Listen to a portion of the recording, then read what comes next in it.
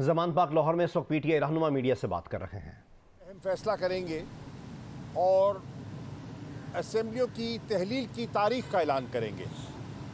उसी के साथ उन्होंने एक और फैसला किया था कि हमारे मेंबरान कौमी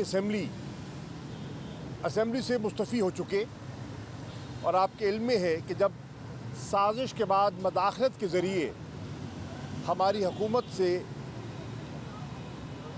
हुकूमत को एक वोट ऑफ नो कॉन्फिडेंस के ज़रिए फ़ारिग किया गया और एक इम्पोर्टेड हुकूमत मुसल्लत की गई, तो तहरीक इंसाफ ने उस निज़ाम से और उस पार्लियामान से लाताल्लुक़ होने का फ़ैसला किया। असेंबली के फ्लोर पर मैंने as deputy parliamentary leader party का फ़ैसला पेश किया कि हम सब MNAs कौमी असेंबली से मुस्तफ़ी हो रही हैं। उसके बाद हमने मिन जुमला अपने इस्तीफ़े उस वक़्त के जो हमारे डिप्टी स्पीकर थे कासिम सूरी साहब, उनको पेश कर दिए। कासिम सूरी साहब ने हमसे इस्तीफ़े रिसीव करने के बाद अपने दफ्तर को अहकामात जारी किए कि ये मंजूर कर लिए जाएं और आगे फॉरवर्ड कर दिए जाएं इलेक्शन कमीशन को। बावजूद ऐसा ना हो सका और गवर्नमेंट ने और मौजूदा स्पीकर ने राजा परवेज़ अहमद साहब ने हुकूमत की ईमा पर एक हमारी नज़र में एक गैर कानूनी और आइन से हटकर एक फ़ैसला किया और हमारे इस्तीफ़ों की इम्प्लीमेंटेशन जो है और उनकी मंजूरी है उसमें सिलेक्टिविटी का मुजाहरा किया। 123 इस्तीफ़े हमने पेश किए, चुनकर उनमें से 11 हलकों का इंतखाब किया गया और वो सेलेक्टिव मंजूरी की गई। जब एक असूली मौक़िफ़ था और उस असूली मौक़िफ़ पर हमने सबने इस्तीफ़ा दिया था, तो अगर इलेक्शन होने थे तो सभी के होते या किसी का ना होता, लेकिन ये सिलेक्टिव एप्लीकेबिलिटी जो है वो सियासी मकासद के लिए उसको इस्तेमाल किया गया।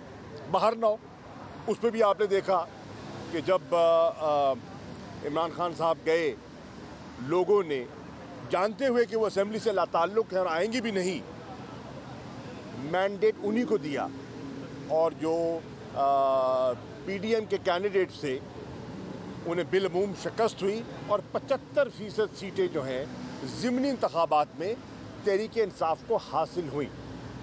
अब तहरीक इंसाफ ने फ़ैसला किया है कि हम तो अपना फ़ैसला कर चुके हैं, एक मरतबा फिर हम इस फ़ैसले को अमली जामा पहनाने के लिए तैयार हैं।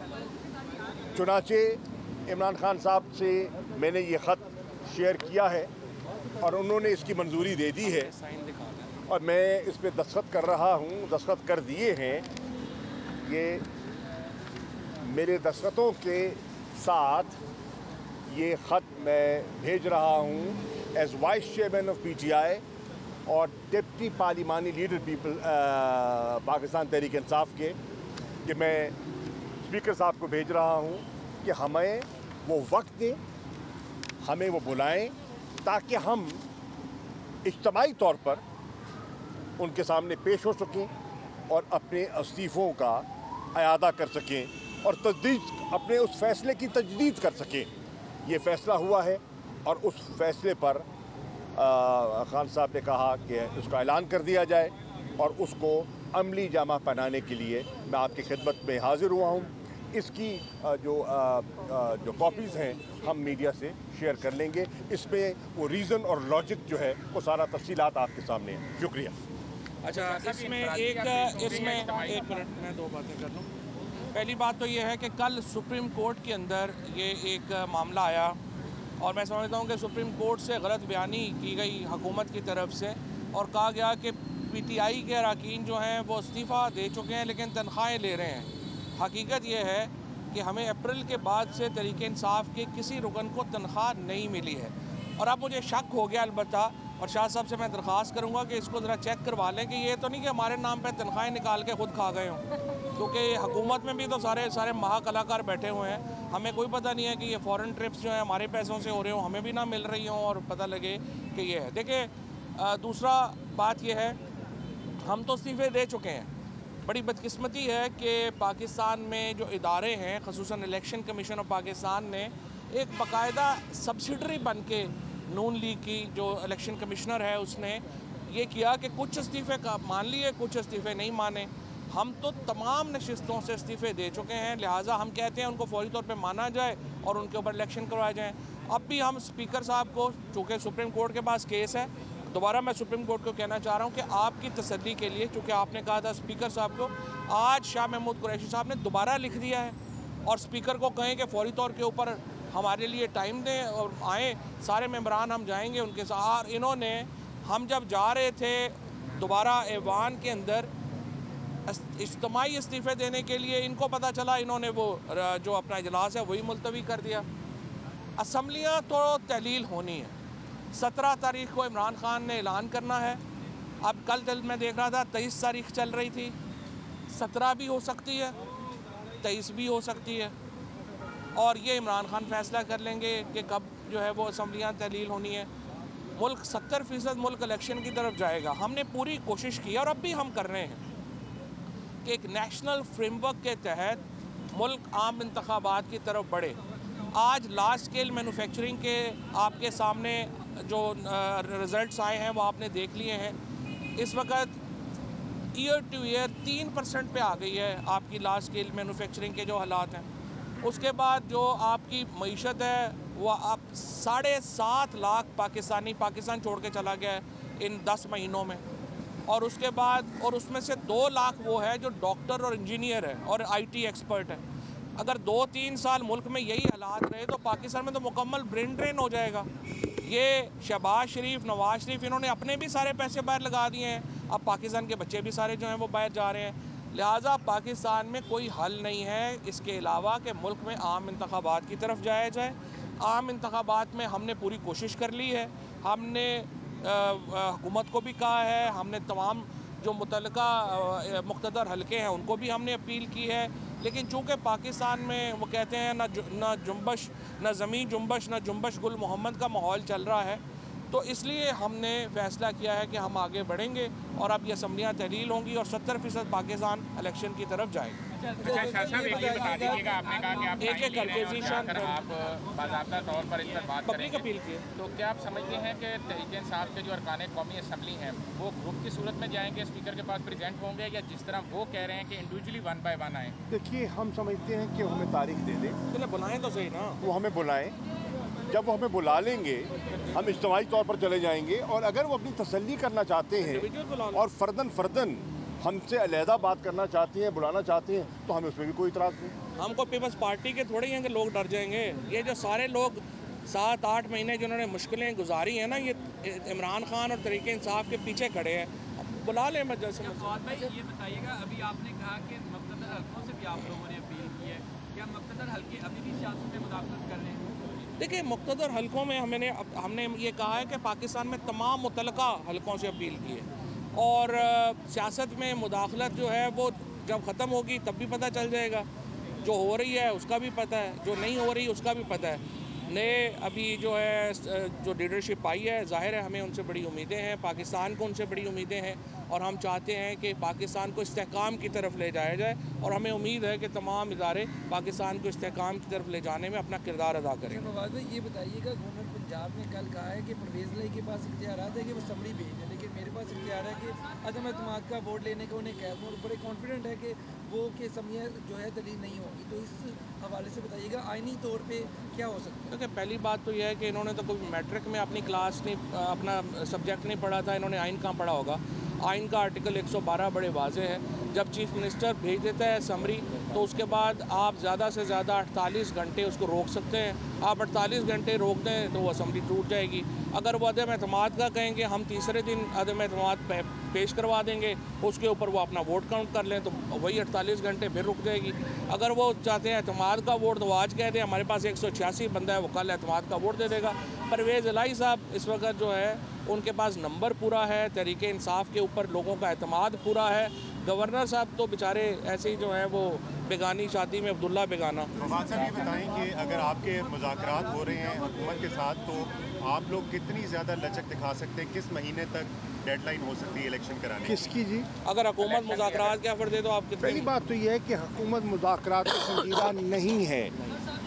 मैं पहले कह चुका हूँ हुकूमत मुज़ाकरात में संजीदा नहीं है। वो अब भी बयान दे चुके हैं कि उनका इलेक्शन कराने का कोई इरादा नहीं है। वो इलेक्शन क्यों नहीं करवाना चाहते? उनका एक ऑब्जेक्टिव है अपने केसेस से छुटकारा पाना। अभी केसेस कुछ ऐसे हैं जिनसे वो फरार हासिल कर चुके हैं और कुछ ऐसे हैं जो अभी पाइपलाइन में हैं।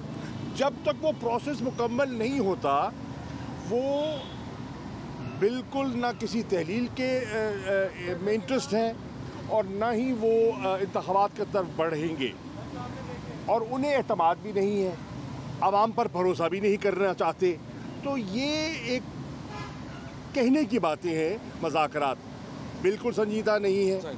और जिन्होंने ब्रिज बिल्डिंग का कोशिश की, मैं समझता हूँ कि डॉक्टर आरिफ अलवी साहब ने नेक नियति से ब्रिज बिल्डिंग की कोशिश की, लेकिन उन्हें भी मेरी राय में उनके जो उनने रवैया देखा मायूसी हुई। अच्छा, एक मैं नुक्ता में इजाफा कर लूँ, चूँकि जिस तरह शाह साहब ने जिक्र किया कि बुनियादी मकसद इनका सिर्फ यह है कि अपने केसेस ख़त्म कराना। अब नैब एक कदम आगे गया है और वो कह रहे हैं FI और नैब दोनों के जिन्हों से इन्होंने क्विटल ली है उसके ख़िलाफ़ वो हायर कोर्ट्स में अपील फ़ाइल नहीं कर रहा, चूँकि इदारे इनके अपने हैं। लिहाजा तहरीक इंसाफ ने फ़ैसला किया है कि हम सुप्रीम कोर्ट में पब्लिक इंटरेस्ट लिटिगेशन डाल रहे हैं। आर्टिकल 184 के तहत सुप्रीम कोर्ट ने एक सो मोटो नोटिस लिया हुआ है, उसी में ही हम पार्टी बन रहे हैं और हम ये कह रहे हैं कि मरियम नवाज़ का केस और ये शहबाज शरीफ और हमज़ा का केस सुप्रीम कोर्ट में आप खोलें और ये जिस तरीके से अपीलें फ़ाइल हुई हैं और फिर इनकी डिसीजन हुई है, इसको सुप्रीम कोर्ट एक दफ़ा देखे। इतनी बड़ी डकैतियाँ जो मरियम नवाज़ ने, शहबाज शरीफ ने, फैमिलियों ने ये मारी हैं पाकिस्तान में, इस तरह से अगर वो सारा पैसा लेके UK चले जाएंगे तो फिर बताएं पाकिस्तान के 20 करोड़ लोगों का यहाँ पर उनकी जो हक तलफी हुई है उसको कौन प्रिजर्व करेगा, उसका कौन जो है मदावा करेगा। लिहाजा सुप्रीम कोर्ट को इसको प्रोसीड करना चाहिए और उतनी ही तेज़ी से करना चाहिए जितना इमरान खान के ख़िलाफ़ केस जो हैं वो तेज़ी से चल रहे हैं आजकल, और जिस तरह से इमरान खान की डिस्क्वालिफिकेशन के केसेस तेज़ी से चल रहे हैं। असल पैसा तो ये है जो ले गए हैं, इमरान खान के ऊपर डिस्क्वालिफिकेशन आप रोज़ चला रहे हैं।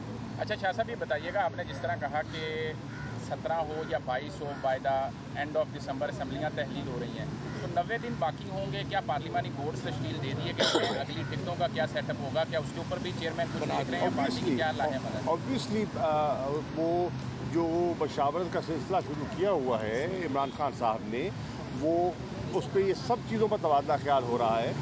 पार्लिमानी बोर्ड भी तश्कील पा चुके हैं, पा रहे हैं, और एक जिसे कहते हैं ना एक थिंकिंग का प्रोसेस जो है उसका आगाज़ हो चुका है। रीजन्स 3 नाम ऊपर दे रही हैं और उसके बाद सेंट्रल पार्लियामेंट्री बोर्ड पहले ही जो है सिलेक्ट किया जा चुका है और हम जो है शायद इसलिए उस प्रोसेस में जो रीजन्स हैं वो जा चुके हैं। अच्छा सर, ये मौजूदा जो इलेक्शन कमीशन है इस वक्त खासा को काफ़ी एतराज़ात हैं, और सेकेंडली ये देखिए कि जो अगर 70% जो जैसे सीटें आप जब आप असम्बली तहलील करते हैं तो 70% सीटों पर इलेक्शन करवाना पड़ेंगे, तो ये देखिए कि ऐसा एक तो मौजूदा जो मुआशी सूरत काफ़ी ख़राब है, इसमें इलेक्शन करवाए जा सकते हैं। और सेकेंडली ये देखिएगा कि क्या मौजूदा जो इलेक्शन कमिश्नर है उस पर आपको इत्मीनान होगा, जबकि खान साहब को काफ़ी एतराज़ात हैं। बात ये है, एतराज़ात हमारे उनकी वजूहात है ना, एतराज़ात हमने हवा में नहीं किए। एक जब हमें जानिबदाराना रवैया दिखाई दिया तो उससे ज़ाहिर हो गया कि वो जो उनका आइनी रोल है वो अदा नहीं कर रहे। आइनी रोल है कि उन्होंने फ्री, फेयर और क्रेडिबल इलेक्शंस करवाने हैं, और हमें नहीं दिखाई देता कि वो ऐसी सकत रखते हैं। बहरनौ अगर इंतखाबात में गड़बड़ की गई और मनपसंद नताइज हासिल करने की कोशिश की गई, तो ये एक बहुत बड़ा इस मुल्क के साथ नाइंसाफ़ी होगी, जमहूरी निज़ाम के साथ जुल्म होगा और उससे मुल्क में अफरा तफरी फैलेगी, इंतशार फैलेगा और कोई ज़ी शऊर शहरी या पाकिस्तानी या मुहिब वतन ऐसा उसे हरगिज़ नहीं करना चाहिए। ये जो खर्चे की आपने बात की है ना, पूरे मुल्क में इलेक्शन के ऊपर खर्चा आता है 40 अरब रुपया। काबीना जिसमें शहबाज शरीफ और बिलावल भुट्टो शामिल हैं, अब तक 10 से 12 अरब रुपया खर्च कर चुके हैं सिर्फ दौरों के ऊपर, और पूरे मुल्क के इलेक्शन के लिए 40 अरब इनके पास नहीं है। मतलब बेसिकली बेशर्मी की इंतहा है कि बिलावल भुट्टो से कोई नहीं पूछ रहा 1 अरब 75 करोड़ रुपए के तुमने जो है वो सफ़र कर दिया है फॉरेन मिनिस्ट्री का, और फॉरेन मिनिस्ट्रीज़ को पैसे देने के लिए डॉलर नहीं है। तो बेशर्म हुकूमत को इस मुल्क से जान छुड़ाने के लिए मैं ये समझता हूँ कि ये 40 अरब का ख़र्चा तो पीनट है, मूंगफली है, ये तो फ़ौरन कर देना चाहिए, ये तो सदका है। मुस्लिम लीग काफ को इंशाल्लाह एडजस्ट करेंगे, हमारे इंशाल्लाह इत्तेहादी हैं और इंशाल्लाह मिलकर इलेक्शन लड़ेंगे। और आप इस फैसले में जिस तरह वो हमारे साथ खड़े हुए हैं, PMLQ को बहुत फ़ायदा होने वाला है। Thank you. PMLQ पार्टी है।